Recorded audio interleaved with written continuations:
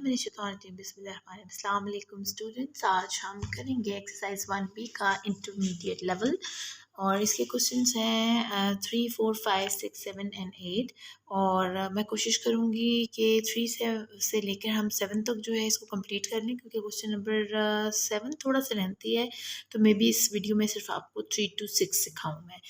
तो हम स्टार्ट करते हैं अपना क्वेश्चन नंबर 3 और इसमें इन्होंने हमसे क्वेश्चन किया है कि find the largest whole number which is a factor of both 42 and 98। अभी इंटरमीडिएट लेवल तक पहुंचने तक मुझे उम्मीद है कि मेरे बच्चों ने अच्छे से सीख लिया होगा कि हम जब किसी का भी HCF लेते हैं दो नंबर्स का तो वो कैसे लेते हैं। आप इनको दोनों तरीक़ों से कर सकते हैं। आप इनको एक साथ लेकर भी चल सकते हैं और यानी एक एलसीएम में दोनों को लेके चल सकते हैं, लेकिन प्रेफरेबल ये है कि आप इनको अलग अलग लें, क्योंकि हमने largest whole number find out करना है ना दोनों का, तो वो हमें एक साथ लेकर चलेंगे तो वो पॉसिबल नहीं होगा हमारे लिए, उसको थोड़ा सा आपको कन्फ्यूजन हो जाएगी उसकी। तो हम यहाँ से कर लेते हैं कि 42 जो है उसको हमने ऐसे अलग से ले लेना है, ठीक है, और इसी तरह हमने 98 को अलग से ले लेना। अगेन आपके पास फैक्टर्स हैं 2, 3, 5, 7, ठीक है। आप देखना है अगर 2 से करना है तो एंड में देखना है इवन नंबर है दोनों के, तो ये 2 से होगा, और जब ये 2 से होना ख़त्म हो तो 3 से उसी वक्त होगा जब आप इन दोनों को सम अप करें, प्लस करें, तो आपके पास ऐसा नंबर आए जो 3 से डिवाइजेबल हो या 3 का मल्टीपल हो। अगेन 5 के लिए हमारे एंड पर 0 या 5 होना ज़रूरी है, और 7 में ज़्यादातर 1, 3, 9 और 7 होना एंड पर ज़रूरी है। तो यहाँ इसके मैंने आपको फैक्टर्स पहले से मैंने इसके इससे निकाल के रखे हुए, क्योंकि वीडियो लेंथी हो जाए तो काफ़ी प्रॉब्लमेटिक होता है उसको अपलोड करना मेरे लिए। तो हम यहाँ से स्टार्ट करते हैं इसको, क्योंकि आप करना भी ऐसे ही, ये आपका रफ वर्क होगा, ठीक है। तो फिर आप वहाँ देख लीजिएगा खुद से। 2 multiplied by 3 multiplied by 7 is the prime factorisation of 42 and 2 multiply by 7। अब क्योंकि मेरे पास इसमें 2 टाइम्स था, तो हम आपको मैंने पहले बताया था कि हम इंडाइसिस की शक्ल में, इंडेक्स नोटेशन की शक्ल में भी इसको राइट डाउन करते हैं, because we are now in 6th standard, तो ये हमारे लिए ज़रूरी है इसको इस तरह से राइट डाउन करना। अब क्योंकि हमने निकालना है HCF और किसका लेना है हमने, इन्होंने हमसे यहाँ सवाल क्या किया है कि लार्जेस्ट होल नंबर आपने बताएं विच is a factor of both दोनों का हो। तो हम यहाँ पर लिखेंगे कि अब हम निकालने लगे हैं लार्जेस्ट होल नंबर, ठीक है, जो कि दोनों का हमारा फैक्टर बन जाएगा। अब हम यहाँ लिखेंगे HCF और यहाँ से हम ग्रुपिंग करते हैं। 2 है यहाँ पर और यहाँ पर 7 है, हमारे पास 2 ग्रुप्स आए हैं। और आपको मैंने बताया था HCF में हमेशा हम स्मॉल नंबर को कंसीडर करते हैं और LCM में हमेशा हम हाई नंबर को कंसीडर करते हैं। यानी अगर हमने HCF लेना है तो हमने इसमें से ये छोटे वाला लेना है। वैसे तो दोनों सेम है, आप ये ले लें या ले लें।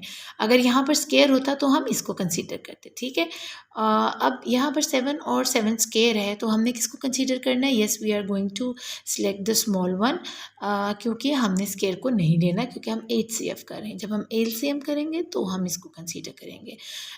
तो हम यहाँ से इसको 7 को ले लेते हैं और 2 को ले लेते हैं। तो हम लिखेंगे 2 multiply by 7 is equal to हो जाता है 14, और यही इसका लार्जेस्ट होल नंबर है। होपफुली आपको इसकी समझ आ गई होगी।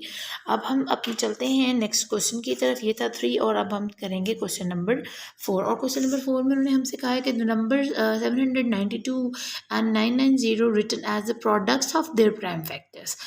यानी अब देखिए उन्होंने प्रोडक्ट बनाकर उनके आगे से प्राइम फैक्टराइजेशन खुद से कर दिया। हम पहले इसको राइट डाउन कर लेते हैं जल्दी से।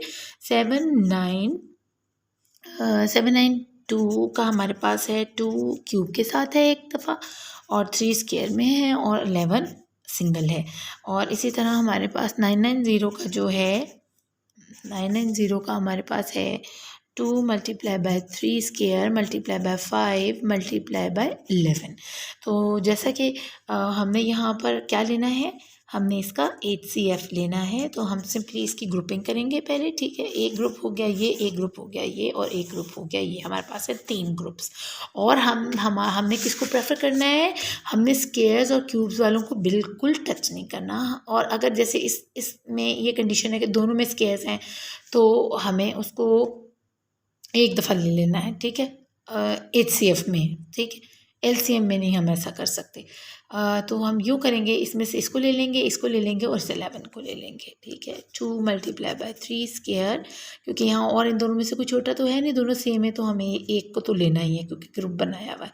और 11, और आपको पता है हम एचसीएफ में रिमाइंडर्स को बिल्कुल टच नहीं करते और बिल्कुल कंसीडर नहीं करते। तो हम 2 × इसको पहले कर लेते हैं, 3 3 9, यानी 9 2 18, और 18 11 जो हमारे पास आ जाता है 198। तो ये है हमारा HCF ऑफ 792 एंड 990 का। और इससे हम आगे चलते हैं। हमारे पास इन्होंने दिया हुआ है 176 एंड 342 अगेन। तो हम इसको दोबारा से जल्दी से यहाँ उतार लेंगे क्वेश्चन नंबर 5 को। 176 और है 342, तो इनके हम फैक्टराइजेशन उन्होंने पहले से हमें करके दी हुई है, तो हमारे लिए ये पीस ऑफ केक है। जल्दी से हम कर लेते हैं, हमें एलसीएम नहीं लेना पड़ रहा है इसका। तो यहाँ हम करते हैं ग्रुपिंग, 2 × 3 स्क्वायर × 19। आपको अगेन पता है हमने स्क्वायर्स वाले नंबर को बिल्कुल हाथ नहीं लगाना, जस्ट ग्रुप करना है। और यहाँ पर हमारे पास क्या हो रहा है कि हमारे पास जो एक सेकेंड, हमें यहाँ देख लेना है कि हमें ये एचसीएफ है, ये एलसीएम मांग रहे हैं वो हमसे, स्मॉलेस्ट मांग रहे हैं ना, लार्जेस्ट नहीं मांग रहे। इसका मतलब है कि वो लीस्ट हमसे मांग रहे हैं, एलसीएम मांग रहे हैं। तो अब यहाँ पर हमने लीस्ट काउंट करना है। इसमें से हमने हाईएस्ट वाला पकड़ना है क्योंकि हम इसका एलसीएम बताने लगे हैं, और एलसीएम आपको पता है टोटली ऑपोजिट होता है टू HCF। इसमें हम क्या करते हैं, हाईएस्ट वाले को कंसीडर करते हैं और बाकी सारे जितने हमारे पास रिमाइंडर्स होते हैं उन सबको हम यहाँ ले आते हैं। तो हम सबसे पहले कहेंगे 2⁴, 3 स्क्वायर, 11 एंड 19। और एलसीएम आपको पता है हमेशा बहुत बड़ा नंबर आता है क्योंकि मल्टीपल आना होता है ना, इनका मल्टीप्लाई, ये समझे ये फैक्टर्स हैं, ये टेबल्स हैं, और इनको मल्टीप्लाई करने से जो सबसे बड़ा इन दोनों का मल्टीपल आता है, आंसर आता है, वो क्या है। तो जब मैंने इसको कैलकुलेटर यूज़ किया है, तो आप भी कैलकुलेटर यूज़ कर सकते हैं यहाँ पर क्योंकि काफ़ी बड़ा नंबर आना है।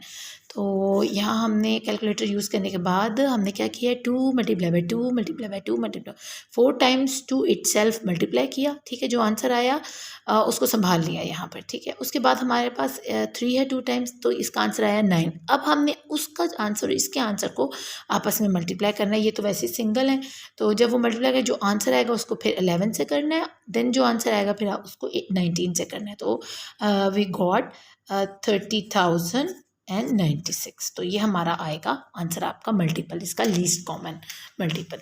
अब हमारे पास क्वेश्चन नंबर है 6, और 6 में वो कह रहे हैं find the smallest value of n।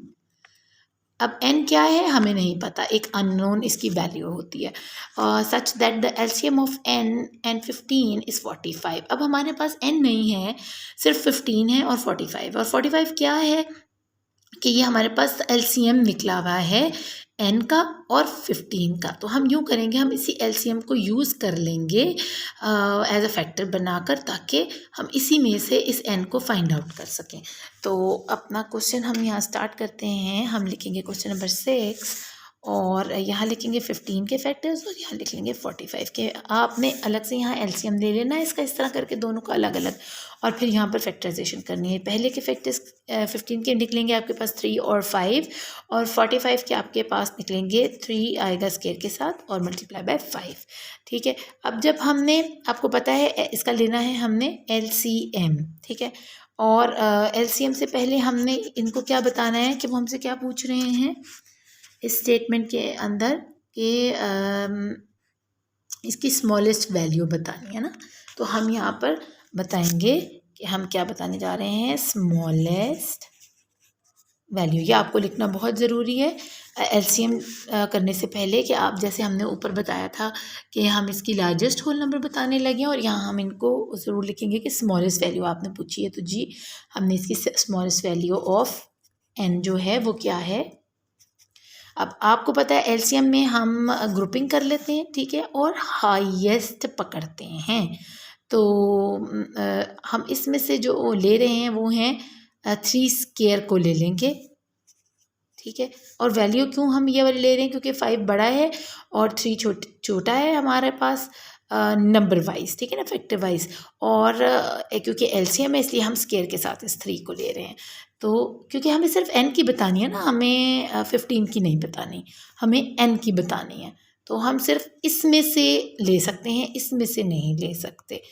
तो हम यहाँ से करते हैं, अगर देखें 3 5 ज़ 15, ठीक है। अगर आप एक दफ़ा इसको देख लें तो अब 45 क्या था, ये हमारे पास था multiple, it's not a factor, it's a multiple. हमारे पास ये आंसर निकला हुआ था। असल में हम क्या ढूंढ रहे हैं, हम एन की वैल्यू को ढूंढ रहे हैं, यानी एन जो है वो एक फैक्टर है, ठीक है। तो इसमें से अब हमारे पास जो टेबल निकल रहा है वो ये है, ये वाला, ठीक है। वो किस तरह, क्योंकि 3 5 ज़ 15, तो ये 5 इसके साथ जब चला जाता है तो ये इसका है। अब हमारे पास यहाँ पर ऐसी क्या चीज़ हो कि हमें पता चल जाए कि एन की क्या वैल्यू है। तो एन की वैल्यू है 3 स्क्वायर यानी 9। तो 9 5 सा 45 होता है, ठीक है। तो होपफुली आपको इसकी भी अच्छे से समझ आ गई होगी कि ये इसका आंसर निकल आया है। अब क्वेश्चन नंबर 7 के लिए मैं इंशाल्लाह ताला नेक्स्ट वीडियो अपनी में जो है उसको तरतीब से आपको समझाऊंगी, ताकि कुछ भी चीज़ है ना वो आपस में स्टम्बल सा ना बन जाए, फिर बच्चों को समझ नहीं आती और वीडियो बहुत लेंथी हो जाती है। तो अपना खूब ख्याल रखिएगा, इसकी अच्छे से प्रैक्टिस कीजिएगा। अल्लाह ने के बाद।